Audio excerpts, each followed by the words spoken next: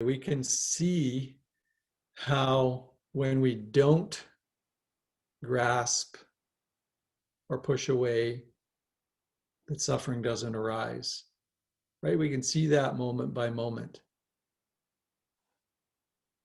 We can see it, right? We can. So, for example, I woke up this morning and I had a real, the mood of the mind was grumpy, kind of surly.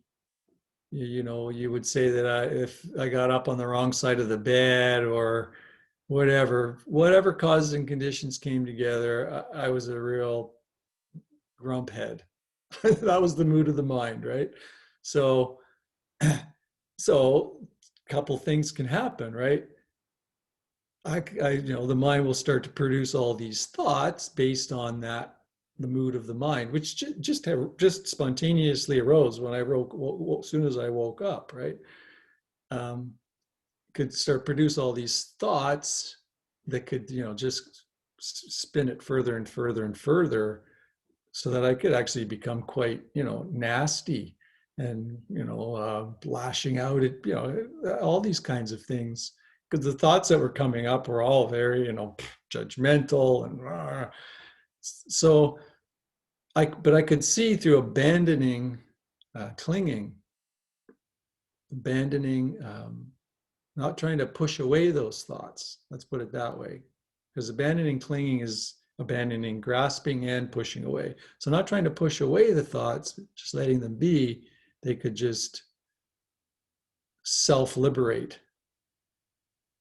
right? The thoughts would just flow through and self-liberate. So I could firsthand in each moment, I had a lot of those moments because that mood hung around for a while. I could see the cessation of suffering, right? Thought would arise, I'd see it, and suffering there'd be a cessation of suffering. So, you can talk about this truth in those kinds of, in that moment to moment basis. What I did in this talk was I talked about it in terms of more of an awakening to that truth, that if we see reality for what it is, we see through the illusion of the ego, we see how we're misperceiving through an egoic state of consciousness, and just allow things to arise and be, that there's a total cessation of suffering, that this is in fact possible. So we start moment by moment. I mean, and noticing when we don't, when we do cling or believe the thought and kind of spin a story around it and cause more suffering. We see that too. We see the cause of suffering. So we see the second noble truth when that happens. I guess what I was trying to pointing to is the possibility of total cessation. I think perhaps in insight meditation circles, there is a thought, an idea that awakening is a rare thing. And I think that's just a thought. I think it's just another thought. I think if we, like Sumedho said, if we